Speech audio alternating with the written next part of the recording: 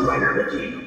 Hey YouTube, Dawson Rider here with my review of Power Rangers Ninja Steel Season 1. So, it's technically Season 1 even though the next one's going to be called Super Steel and that's Season 2, but so I decided to split this up. So, I'm going to try to make this relatively quick and not go on too long. So, let's just go ahead and get started. If I had to sum up Ninja Steel in one word, it would be meh. Like, from the show to the toy line, it's just been such a phoned-in year, it feels like.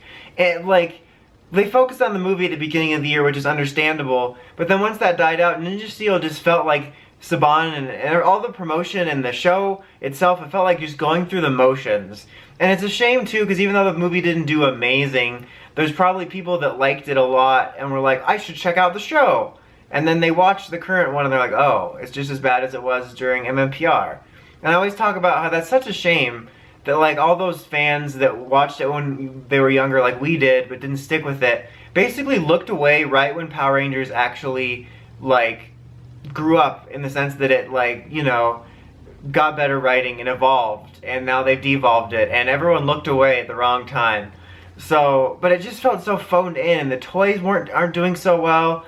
There's lots of Ninja Steel stuff I've seen that I've never seen, and like they've been trying to get rid of the Power Stars on mega clearance, like they're about to pay you to take those. It's just been such a meh year. And I know like the actors definitely seemed to, you know, enjoy being a part of it, and I'm sure they gave it their best. You know, I'm not saying they didn't, but I'm just talking about like Saban and the writers, and the promotion was just like so phoned in, and it really showed. There was things I liked about Ninja Steel. It started a little bit stronger for me, coming off so much negativity with Supercharge. A lot of people pointed out, which it took me a minute to realize, that the pilot basically had many beats from Dino Charges, but I thought the first batch of episodes was a little bit more enjoyable for me. It's probably just sort of having taken a break from Power Rangers after the hiatus from Supercharge, and then liking a little bit more. You get that sort of new Power Rangers excitement a little bit, but it's still not there, which is something else I'll get into. But I was a little bit easier on some of the episodes, and I think there was some cool stuff, because they had some cool concepts that I really liked, and some episodes that I liked. Like, I think it was the second episode I actually really liked as part of the pilot episodes, and they had some actual funny dialogue in there, some stuff with Mick, and stuff I really enjoyed, and I liked some of the beats in the Calvin episode with his driving thing. I thought there was some kind of cool stuff there, but it just petered out into meh land, and there's so many. What's funny about it to me is that Ninja Steel made so many of the same mistakes and had so many of the same problems that Dino Charge and Supercharge had, that nobody talked about when that was happening. And I see all these complaints on Twitter. I'm like, yeah, Supercharge did that too, but like hardly anybody talked about it. Like, Willie J. Coe kind of summed it up perfectly in a tweet a while back. It's like, with Dino Charge, it was like you either loved it or you were ostracized. And it was like, it's just funny to me that it was having so many of the same problems, but nobody called Supercharge out for it, or hardly nobody. But everyone was ready to call it out for Ninja Steel. But let's talk about what I liked. I liked the concept of the game show. It sounded crazy weird at first when it was first announced, but I thought it was unique. It made some things kind of fresh, like the concept of the audience watching, the Gigantify being the need behind, or the method behind growing, and the sort of vote on it, the little bugs following around. I thought everything surrounding that was unique, that was cool. I do like the cast. I think they have a good cast, and they have good character potential. Like, they all have things about them that could have fostered into good characters that just weren't. I'll get into that when I individually quickly go over the characters. What else did there's like such few things that I like now that I'm thinking about it. I liked Mick. I liked some of the general setup they had. I liked some of the unique thinking they did with like the Lion Fortress armor, as I mentioned in her debut and whatnot. I thought it was just going to be another thing that came from the Nexus, and I liked that it was something outside of the Nexus that sort of worked with the Nexus. The bottom line is very similar to Supercharge and Dino Charge. It had a lot of really cool ideas, like on a bullet point list, that I liked a lot, that were thinking outside the box. And it's stuff also like using Ninja's finale footage in basically the midway point. And stuff like that. I really love when they think outside the box. So it's basically a list of stuff on paper I liked, but it all wasn't executed properly. And the overall story was very simplistic, and the Nexus Star at the end of the day worked very similar to the Dino Chargers, the Energems. And that is kind of disappointing. And I could have seen them still making it the same, and it definitely would have been samey to Dino Charge, but they could have still separated it different, basically by just clarifying things they've already hinted at. Like, I did like the idea that it was implied that it sort of customized the powers the Rangers got to their interests. You know how their Zords are all individually tailored to their personality traits we witnessed in the first episode, to sort of explain the randomness in a Ninja's mecha. And that was sort of implied that a lot of that stuff was customized that way. And I thought that was neat, but they never directly said it. Much like the Energems, it was all left in vague territory. And honestly, things like going into the lore of the Energems and the Nexus Star could pull me in more and get me more invested. But they did a sort of decent job in the first batch of episodes before the hiatus, I think, of actually stringing along little plot threads about Madame Otis and foreshadowing the Gold Ranger, which I thought was a nice step in the right direction, because Dino Charge, Supercharge near the end had a hard job of that, and I thought that was a good sign that maybe, even if we would get a lot of filler, that they would string things along nicely. But then they sort of dropped it, and then we got Gold Ranger, and then after that it was basically all filler until the last couple episodes, which it felt very similar to Supercharge's problem of, in most Toku series, PR, Sentai, or writer, usually sometime within the 7 to 4 episode range, stuff starts going in motion. Even if it's little bits, like even if it's still a filler episode and there's stuff happening in the background, usually that's like a great time to be watching the show, even in shows you're not a huge fan of, because stuff starts revving up. But Ninja Steel had the same problems as Supercharge, where it was like all filler. They just wasted their time with filler, and then here's the final plot. And people have mentioned, like, well, filler is a part of PR and it's used to develop the characters, but it wasn't even really used to develop the characters. Some characters got bits here and there, but it was honestly just a lot of pointless filler. And to get into the characters, I'll sort of go quickly. I think Brody's fine. I like Brody okay. He's like, oh, epic, and he's a little generic, but things I liked is I liked that he, even though he was missing his father and brother, he didn't make that his sole thing. Like, you remember all the dad jokes from Tyler last year, and I like that it didn't seem to get in the way of everything. I think the backstory of him having basically been kidnapped and used as, like, a slave, essentially, on the ship could have made for some interesting character beats that was just never taken advantage of. I thought Preston was very okay. He's, like, the one I'm the most okay on. I'm so mixed on the magic thing, because on one hand, I think that opened the door for some interesting stuff, since they decided to make it so that he was essentially like a regular magician before the powers came, and then they gave him real magic. But it also kind of bothers me that they did it basically because they're too cheap to not use the footage of Al Ninja and his magic. And that was, honestly, even though it was part of his character, I think it was minimal enough they could have worked around it. I quite liked Sarah. I thought she had a nice, like, quirky personality. I feel like I wish there was more about her. Like, her Focus episode was about, like, just a generic argument between a parent and child, and really didn't get us to know anything new about her. But I liked her personality a lot. Calvin and Haley, I think, got the least focus individually. They got a couple episodes that were about them as a couple, but we never really learned a lot about them individually. But that being said, they're probably one of my more favorite parts of the season, because I thought they worked well together. I thought they had a good chemistry. It felt as natural as a Power Rangers relationship could, and it was interesting to have an established couple on the season, especially one that's on the same team. Levi, such a mess with Levi. Honestly, to talk about what they did, I actually really liked the idea of having a famous person as a Power Ranger. I think that opened the door for a lot of cool storylines, with him trying to balance that life and trying not to get found out. And that could have been a whole new thing to explore that really hadn't been explored on a level before. Some of the closest ones I can think of is like Joel and stuff, or Lightspeed in general when the Rangers were known to the public, but that could have been really unique. And then they nerfed it by having him go back to school, famous Jet Jackson style. You're not the famous Jet Jackson, you ain't no Silverstone.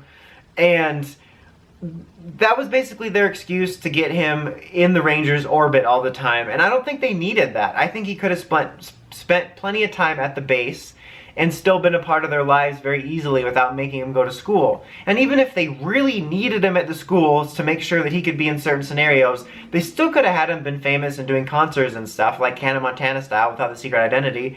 It's just, my point is with that is that they had this really cool story potential, and they just basically nerfed him into a regular student.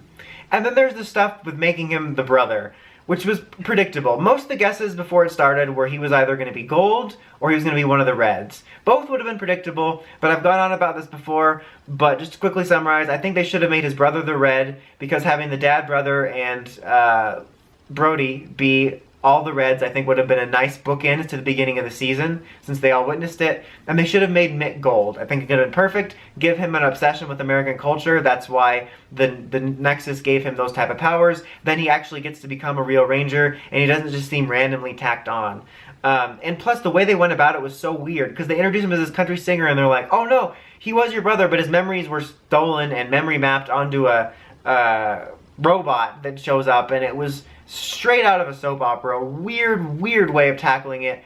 I think they were trying to make it a cool twist, and it came off more as like weird even by PR standards, and I didn't like it. And it's a shame, because I like Levi's actor, and I think there was a lot of potential around him with what they could have done with him as gold or making him one of the reds. Speaking of Mick, I really did like Mick, probably also one of my more favorite parts of the season. I loved Kelson Henderson. He brings a lot of energy to things. He had some funny lines, especially in those first couple episodes I talked about. He did some actual mentoring, which Gosei missed out on, and Keeper was like never there. He was always just rewatching The Force Awakens somewhere. And there was some lessons he taught that I didn't agree with, which I think is stupid, like outdated Saban writing, but at least he was there and I enjoyed him. And it was cool from a meta perspective to see Kelson Henderson become a ranger, but I think making him gold could have made it more meaningful and had some cool story stuff. I don't even think I need to tell you how much I loathe Victor and Monty. They are obnoxious and unfunny characters. The absolute worst part of the show. I think they're my most hated characters in all of Power Rangers history. What makes it worse is, like, usually in these cases when there's a character I hate, it's like the actor is usually a pretty cool person. But I'm not saying they're not cool people, because I don't know them, but they do this obnoxious thing on Twitter when they mention you with snarky gifs or replies when you will vent about their characters on Twitter, and it's like, that doesn't make it better. Because it's like, sometimes I'll hate a character and be like, well, but their actor's cool, so that's at least a thing. But then, let me vent on Twitter, don't bother me, you know? Get out of my mentions. That's a small complaint. But I just hate their characters. I think it's really outdated Saban writing of what they think is funny. I think that they need to either not do comedic relief characters if they don't fit, or integrate them better. Like characters like Cassidy and Devin are a good example for me. They had really off-the-wall stupid humor that didn't land with me, but they also had some that did land with me. And they had an actual arc, and I hate Victor and Monty so much. The villains were honestly pretty generic. Galvanax, other than the uniqueness of him being this champion and like sort of lording over this competition, he was just a generic like bwahaha villain. So I don't have a lot to say about him. Madame Odious was probably the most interesting, because she sort of was just that classic sort of second in command like villain that has some sort of secret plan going on, but it was nothing to write home about. Ripcon basically served a similar purpose to his Japanese counterpart, where he was just kind of important for the time he was there as a sort of rival for Red. But my biggest complaint about him was his voice. Why did they give a villain with that costume that stimmling villain voice? Why do they think that's a good voice? I swear Saban has like 4 different voice actors for their monsters. Like, seriously. They're all like 4. You can pick out the various variations. They amount to like 6 different variations on the same 4 dudes. I did not like him. I can't even think of any other villains of significance. Oh, there's the dude, I can't remember his name, that's the Tokuger villain, that's the announcer, but they changed his face. I don't know why they changed his face. I know that it's kind of an original thing at least, and it kind of fits, but I really love the Tokuger villain designs, and I was hoping that them using some of them in the series was going to lead to some figures for him. But that's here nor there. At least he sort of provided a unique role. The princess character, I just wanted to mention that I kind of liked her. Her story was actually semi-decent. And like I said, I liked the way they introduced the armor via that. Design-wise, everything's from the Ninja, so the only thing I can comment on is I do kind of dig the Ninja Master mode. And I like the blade, but again, I wish we were using this stuff outside the cockpit. I don't know the weird specifics behind why they think or why it would cost more to film them in the cockpit instead of, even if it was only a handful of outside scenes throughout the whole season, it would make me happy. I do dig that we finally got a bike for the first time in a while. Like, I like the way the toys worked, even though the figures are crappy. But the basically being a shuriken that pops up into a bike was really cool, and it's a neat design, and I like that it was used, and I like that it's one that we've seen used by multiple people at the same time. But overall, I don't have too much else to say. The only other thing I would touch on is the holiday specials, and that I think that they could be reintegrated into the show, and we don't need them, which I've gone on at length in my holiday special thing.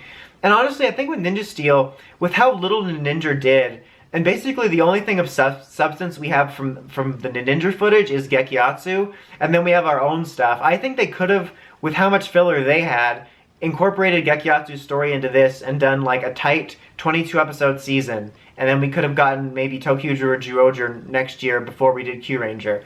Because we're like conditioned as Toku fans to think that we need 35 to 50 episodes.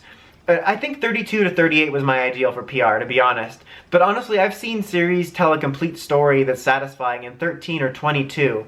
And with a season like the Ninja and Zyuohger, I honestly believe we could do, with competent writing, well done 20, 22 episode seasons and get through it, and then we can get fresh toys and fresh stuff for next year for Bandai and move along quicker. You know, I wouldn't mind if we behaved differently, like if we did, you know, 22 episodes for Ninja and Zyuohger, and then we did 2 seasons of 40 for Q-Ranger, because there's a lot. We don't have to follow a pattern, and the super thing is becoming so noticeable, which I'll probably get into a rant on that when I do the next season. I want to end this off here, but overall, the Ninja Steel, very meh season. It's probably on the lower spectrum of my favorite seasons. It did some creative ideas I liked, but it was overall just a blah experience. I would give the overall thing a 6 out of 10. It's really a shame because Power Rangers has always been one of my main things, and it's like the cornerstone of why I do this and why I got into Sentai and Rider and other Toku. And I miss being excited. I miss it being Thursday or Friday and thinking, oh man, there's going to be a new episode of Power Rangers. That sounded sarcastically excited, but I meant like, I would be excited. Like, and I miss genuinely being hyped for the new season and finding out about the cast and getting that, I mean, I still have a little bit of excitement of finding new toys, but I miss being excited to find the new season stuff because there was so much potential for the new show and like almost wonder of what this is going to be like. And now they've made it so paint by the numbers and so blah and so bad that when I see the toys on the shelf, I'm like, this is going to be just another Neo Saban season, and I miss being excited about it. I pretty much know that Super Steel is going to be along the same lines. There might be a few more things to be excited about, but I think we're going to have to wait for Q-Ranger for any potential change, and even then, I'm not going to hold my breath, but I'm really hoping that they do some sort of turnaround by then. Anyway, that's about it. Until next time, don't forget to like, comment, subscribe. Dawson Rider, signing out.